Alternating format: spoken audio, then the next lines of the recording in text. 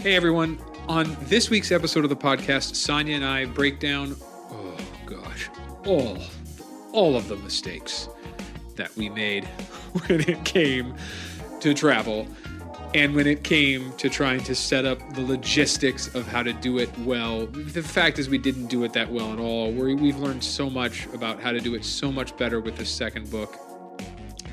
And it's really about how, this is a team effort. To pull off a book is a team effort, and this episode is all about that team effort. If you like this podcast, don't forget to rate and review it. The best way to stay in touch with me is through the newsletter, paulkicksnewsletter.com. But for right now, let's dig in to the podcast, episode 5. Now That's a Great Story, season 2, The Process. Hey, welcome to another episode of Now That's a Great Story, Season 2. Season 2. Where Paul Kicks, and my wife, Sonya, where we break down how I am writing and researching my next forthcoming book, and step by step, like every single step along the way, how we're doing it, how we're thinking about it. This is a real-time chronicle. Real time. All right, so last time we talked about how to organize your notes, and we referenced a couple of weeks ago a trip to London that I made, and that will factor into what we're going to discuss today, which is when do you know where you want to travel to? How do you get there? What do you do when you're looking for that material? And I kind of feel like, Sonya, the best way to understand this is to start like we did last week and talk about the way that it used to be when I was a journalist and you were the one who was guiding me to sanity.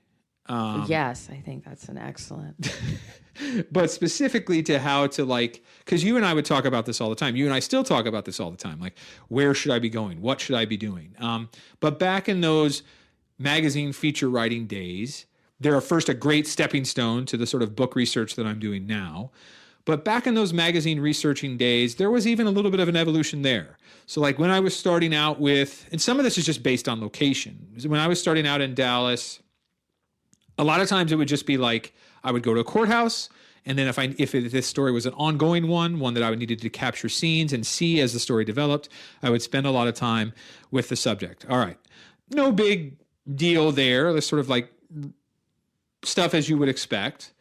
But it began to get more complicated as I began to do more stories for national publications, because you have to, A, convince the publication that they should get you to do this, like you should be the one to do this, and then B, once they do, like they have to, there's sometimes a certain amount of budget that they can spend on your travel, right? Depends on the publication. Sometimes they'll just pick up whatever the tab is.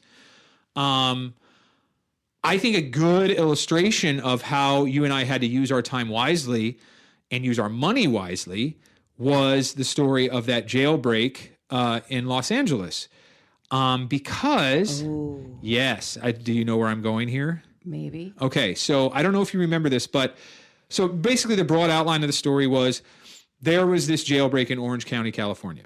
And these 3 inmates, they break out, and they ended up taking this cab driver hostage. And for a week, these 4 people, these 3 inmates, and then this cab driver who's Vietnamese, and that'll be important in a second, they're on the run. And as they're on the run, one of the inmates, who was born in Vietnam, gets close to the Vietnamese cab driver, so close, in fact, that they have almost a father and son relationship, and then so close that when the ringleader of this inmate trio, this escape trio, when he says we need to kill the cab driver, the Vietnamese inmate says, no, I don't want to do that. And basically the cab driver and the Vietnamese inmate flee, and there's this larger lesson about love and finding love. And the story was about the week on the run, but it ended up being about much broader themes than that, much more broader themes than that.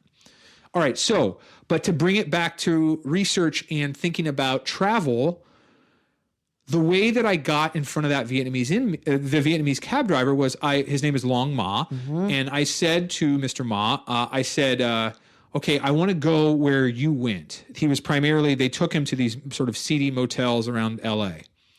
And he was like, the only way that I will be with you is You had to pay him. I had to pay him. I had to pay him basically a day rate. Yeah. So he would only accept cash. So my translator and I, first I talked with my editor at GQ and I was like, okay, he's only going to accept cash. Will you guys front me some petty cash so that I can use that? He said no. And they were like, no, you can't. We aren't going to do that. So I was like, okay. So it literally, it had to come out of our budget, our personal budget, knowing that we would be reimbursed by GQ, and they did reimburse us. Yes. But for a while, like we had small kids, it was tough. It was not easy. But what we had to do was every day I had to be very particular about, okay, I've got $150 more that are coming out today, 150 more the next day. I think it was like 4 or 5 days. Well, we just didn't know at that point, like how many days it would be. Like you had slated like however many days. I think it was a week that I was going to be out in LA. But, that could have gone sideways and you could have been like, I have to be here for another week. So we just didn't know. Yeah. Which is always really tough because, you have that what if or like what could happen and you have to prepare for that. I mean, that's just part of the nature of the beast. So you have to be prepared for that. And so we had to do a ton of like sort of budgetary planning that was all about, okay, what if this goes sideways? What if I have to stay here for longer? How long can I actually extend my stay?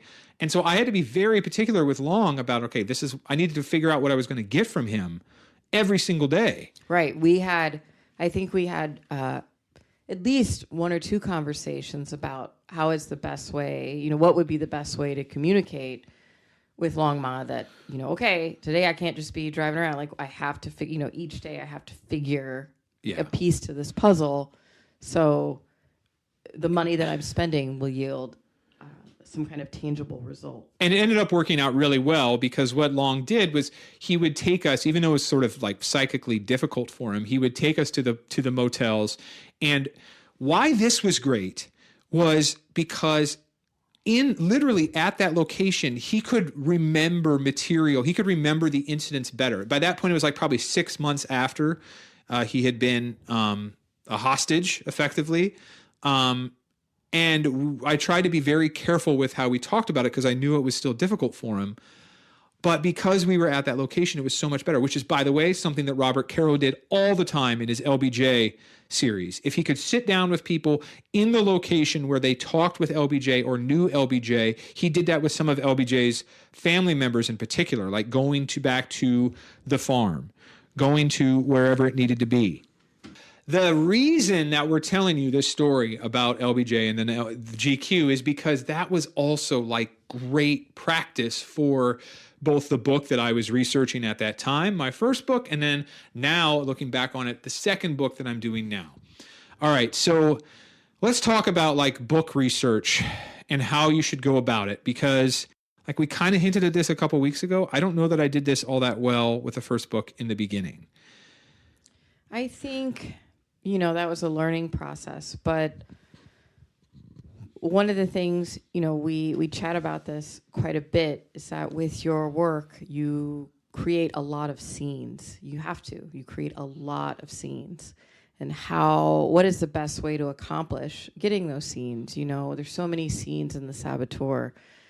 And there were so many places that you could have gone. So many places. And trying to figure out which ones are going to be the best, which ones are going to be the most effective, which ones are going to really allow you to create a picture that is both moving to the reader and also moving the story along. I mean, that was tough. And of course, you're working within, because you don't have limitless funds. No. Right? So you get, again, we talked about this before, but you get, if you're a nonfiction author, you tend to get advances in 3 to 4 parts. The first part of that is just to do whatever research you can. So that research fund could be pretty low, or it could be significant. In our case, it was fairly significant. It was helpful quite a bit.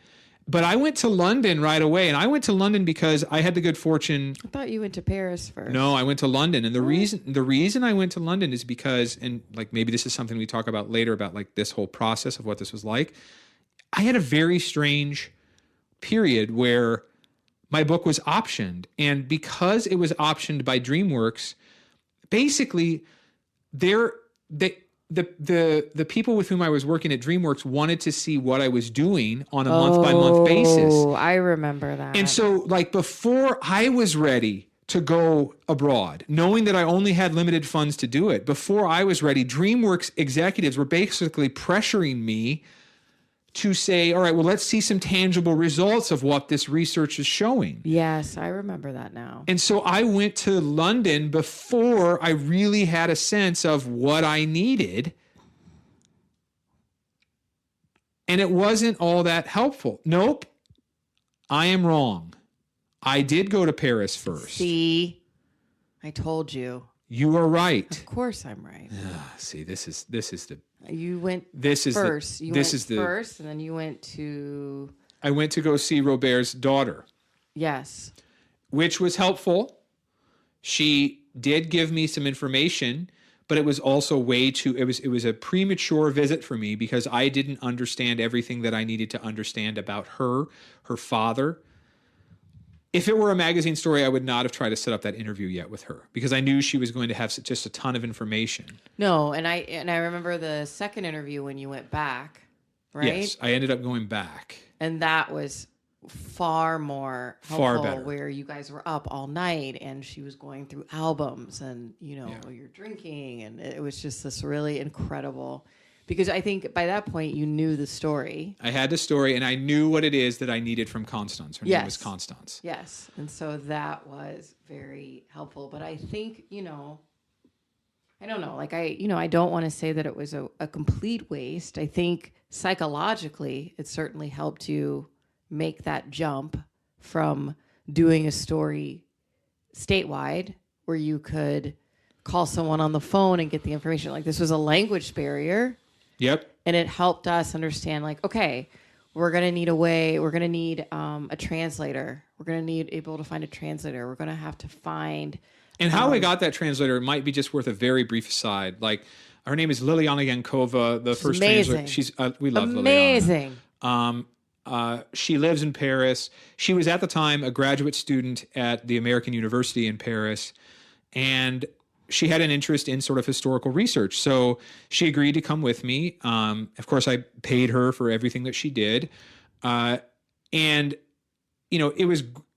was lucky because Liliana was somebody who understood the project. I worked with somebody else, and I'm not going to name his name, in that first trip when I was in Paris. Liliana came with me to go visit Constance. But on that first trip, there was a day where I could not use Liliana, so I found somebody else. And he was not beneficial at all.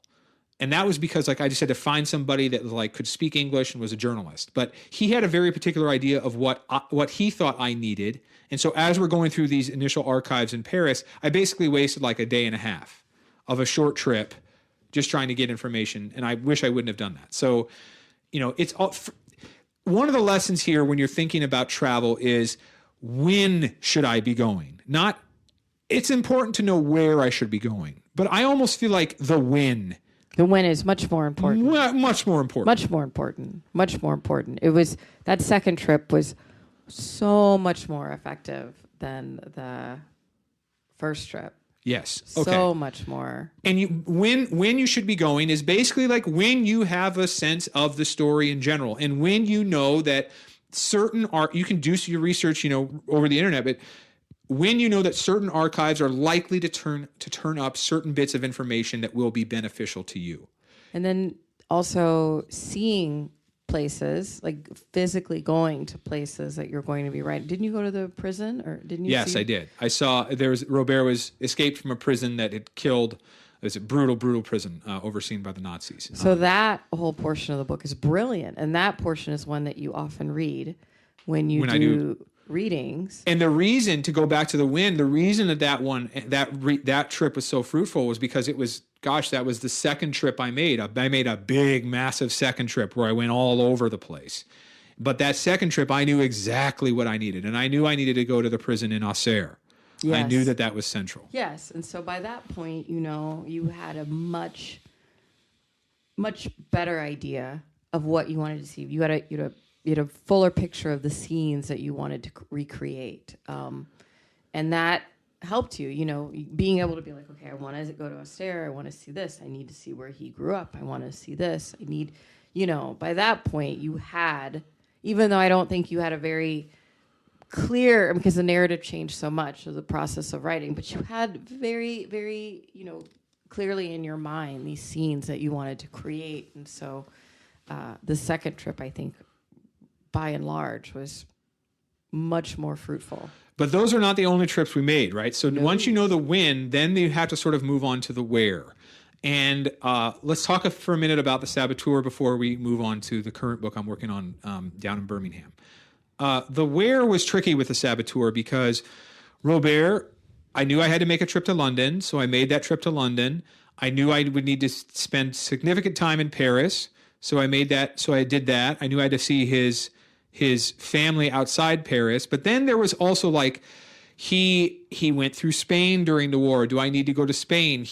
I needed to understand the sort of the perspective of the people who were chasing after him. So do I need to go to Berlin, and do I need to look through any old archives from... And you went to the Holocaust Museum. And I went to the Holocaust Museum here in the U.S. because, as it turns out, there were some CIA documents that were relevant to some of the fascist officials, the Nazis, who then ended up working with the CIA after the war. I mean, like, that's just like something that's mind-boggling. And there are a couple of historical books that deal with that too, the way that the U.S. partnered with post-war Germany and former Nazi agents and Gestapo agents. But anyway, Washington, D.C. ended up playing a small role as well.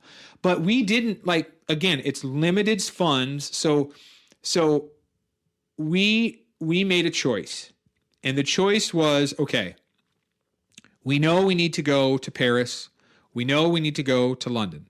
We know we need to spend time with Robert and his family because we need to understand him as intimately as we can. Okay, after that, do we have enough money to go anywhere else? Or can that remaining money be better spent? Again, this is the depth, not breadth thing we covered a couple weeks ago, going even deeper into the archives we've already looked after I was there. Yes. And that's what we ended up doing. We used that remaining money to go into those archives after I was there, and then and ask like people like Liliana or another great journalist and translator named Gabriella Kessler. Oh, Gabriella. We love Gabby.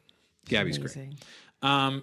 We worked primarily with them, and they would go back to those archives afterward. But then that helps me understand, okay, well, how do we get to the Spain aspect of this? How do we get to the Berlin aspect of this? How do we get the stuff that we need from that? You know, something that's interesting that we should mention is that as a journalist, as a freelancer, your responsibility is your own. Like, you have to do the work. You are the one that has to do the research and find the documents. With this first book, we had to put a lot of trust in other people. Yeah. Which was something that, neither of us had done as a journalist before. Like, you are used to pounding that pavement on your own, seeing it with your own eyes. And then for us to put that trust, I know for you, because it was your work, to put that trust, that wasn't easy. Like, we really did some work trying to find some people that we thought would really be able to work with us. And that was a lot of it was through word of mouth, like asking friends and colleagues, like, who do you know? But really being able to find someone that you can trust, who will go on this journey with you. And Gabby was great because she's a documentary filmmaker. Yes. And her dad was the bureau chief in Paris for the Wall Street Journal. So she comes from the sort of journalistic background that I had. She knows journalism and she knows long form storytelling. And because she's bilingual, I was like, oh, this is perfect. Gabby's perfect. In the same way that Liliana was perfect. So they were great. But then we had to find other people. And this is what I would say. I think this is true internationally as well as domestically. You're only going to have a certain amount of funds for you to travel to a certain place yourself. If you can partner with other people, like I felt that you and I kind of became like we were running a small business, We right? really were. Like we had invoices, we had to honor that stuff. We had to monitor our funds. There was a ton of stuff going on where it moved us outside of that traditional familiar role of just being journalists. Yeah, it was a very different setup that we had going, but we learned pretty early on that it was not going to be feasible for you to go everywhere, see everything, research everything on your own. No. Just because, the amount of money that would take, the time, because you were also working full time. Yes, this is probably worth saying, right? Like I was working at that point full time at ESPN as an editor and writer for ESPN, the magazine. So I had to manage that whole thing as well. But I would say to anybody that wants to do this or has done this and is thinking about how to do it better next time, if you're a nonfiction author, maybe even if you're a novelist who just needs some historical research done or archived research done, think of it as like you're the CEO. And how can I make this a sort of team thing where we made it very clear to everybody that we work with, like this is a team project.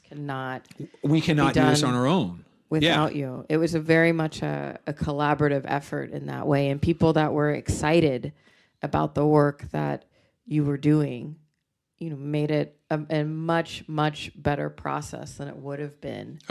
Otherwise. I wouldn't have been able to keep my job at ESPN at that time. And frankly, like, it wouldn't have set me up for being the sort of the entrepreneurs that we are now, right? Like that was the first dry run for us to do what we're doing. And it was a break from that old school mindset where as a journalist, you need to see it, be there, you need to touch it, to feel it, experience it in order to write about it. Like there were things that we just could not physically do. And to send someone whose eyes you trusted. Yep. To be able to tell you about that experience or tell you. Or even just whip out their smartphone and say, here's what I'm showing you, and then send it to me. Okay, perfect. This is exactly what I need. Exactly. Like use the technology that is available to us. Like you can do this. It was a huge leap of faith for us, and it worked out. It worked out really well. And when it got time, like we ran into this a little bit on the book tour, people were like, oh my God, how did you do all this research? Well, I mean, yes, you and I did a lot of it, but I was also took pains in these book readings, just like I did in the acknowledgments, to say, here are all the people that helped in some manner or another. It's a team. And I don't think we realized going in, from the point where we were translating that book on our own, and then we had to pay someone to translate the book, to have it done professionally. Yeah. And then just kind of realizing and going from there, what it would take to build this team, which we haven't done yet for the new book, but. Yeah. And so this is going to be interesting because what I was just saying a minute ago about the international versus domestic thing, how you can find people locally, I'm going to see if that's actually what we need to do because again, even though you and I are going to go down to Birmingham, even though we're going to probably have to go to Atlanta for this book, I don't know that we're going to be able, let's say that we even spend 2 weeks in Birmingham. I'm not sure that that's going to give us access to everything that we're going to need down there. But it's going to be probably a lot better if we can figure out in advance or maybe afterwards somebody that lives in the Birmingham area that's a journalist or a researcher or whatever that's at least familiar with these archives and can help us. Right. But, I think, again, what really served us well with the last book was just letting it be a very organic process. Like we learned as we went along. We didn't put any kind of pressure because we didn't know we needed that help. So we didn't even put any kind of pressure to set it up ahead of time. And so I think, as we travel, as you figure out what you need, there are going to be, of course, aspects that we don't need because it's not international. But having someone who has an insider kind of perspective may or may not be beneficial to us. But it's just something that I think is really important. That I think one of the biggest lessons we learned about travel and how to spend your time is just allowing yourself to be open to the process that things are going to change. Your needs are going to change. Yep. You cannot be you're absolutely right. You cannot at the outset put all these rules on how it's going to work. You have to just sort of go with it. Right. Or say like, okay, I've got this person, and this person's going to do this and this, because it doesn't You're work. going to waste money that way and their time because you may end up not needing it, right? It's going to be better. And that's, ultimately what we found going back to the saboteur, right? Like I found through friends of friends, I basically interviewed people in Berlin. I basically did the same thing in Spain, and we found people that could get us the archives we needed. Now, in Berlin in particular, was there stuff that I needed that the researcher could not find? Yes. And so, but she knew somebody who knew somebody else. And so suddenly, like, now I can get access to that part of the world just over email and Skype calls or whatever. And it was all doable. It was, like, people were like, oh my God, how did you keep a full-time job while you were researching this book internationally? Your wife. Yes. And but it's also like, it ended up being doable and almost easy. We had a team in place. Yeah, we had a team in place by the end. Which was, for us, even going for the next book, it really became a business and a team and figuring out the best people that could help us get the information that you needed. And also people who would be receptive, because things changed very quickly, and you would find information, you would get verification of something here, and then they would have to go somewhere else. And, it was very exciting. It was very exciting. And I think it was exciting. It ended up being, so like, one quick story to show this is, again, when we were working with Gabby was going to all of these archives in and around Paris that dealt with the resistance. And there was one aspect of Robert's experience that we could not confirm. And it had to do with this, sort of final big mission, this big sabotage that he carried out. For whatever reason, we could not find independent confirmation that he had done it. And Gabby and I searched and searched and searched and searched, and we couldn't find it. And then through somebody else that I knew, she said, oh, you might want to look in these separate archives, an archive we hadn't even really consulted yet. And once we did that, which, by the way, some of those were found in London, but because I had contacts in London by that point, because we had the team, I was able to get it. And basically the point is, when we got that independent confirmation, I called Gabby and I was like, I've got it. And I remember she was as ecstatic as I was, right? Because by that point we had invested so much time and we're like, this is so weird. How come we can't find this? But then we found it, and like, she was as thrilled as I was. Yeah, it's a matter of really investing in good people so they can invest in you and the work that you do. And I imagine it's going to be exactly the same when we head to Birmingham, when the travel restrictions are lifted, and be able to put in that work there, because you don't know what you need yet. You have an idea, but it's going to change. So having that fluidity, is incredibly helpful. Yeah. Yeah. The pandemic has been helpful in one respect, because I've had to do so much more book research. If there were no pandemic right now, I would probably say, Sonya, you and I need to head to Birmingham like pronto. Exactly. But because we still have the pandemic, I'm just continuing to do book research. So I'm honing in on what exactly I need when we're going to get to Birmingham. I'm hoping that we won't have to spend a ton of time there and a ton of resources there, but we'll chronicle it. We'll chronicle it live. We sure will. We'll do it live. Sonya? Yeah. Thank you. You're welcome. The music. Jeffrey Willett. Yeah, the music comes from Jeffrey Willett. Sonya's just going to talk right over me. There's some production help. Jeffrey Willett. We will be back next week. Bye-bye. Hey, thanks for listening. If you like this season of Now That's a Great Story, or just getting caught up on the first, the best way to keep in touch is through the newsletter, paulkicksnewsletter.com. There, you'll get even more advice on how to be the best writer and storyteller you can be. In fact, right now, I've got a free PDF for you. The 7 rules top long-form writers follow to make more money from their stories. Sign up for the newsletter and you'll get the free PDF. Head there now, paulkicksnewsletter.com.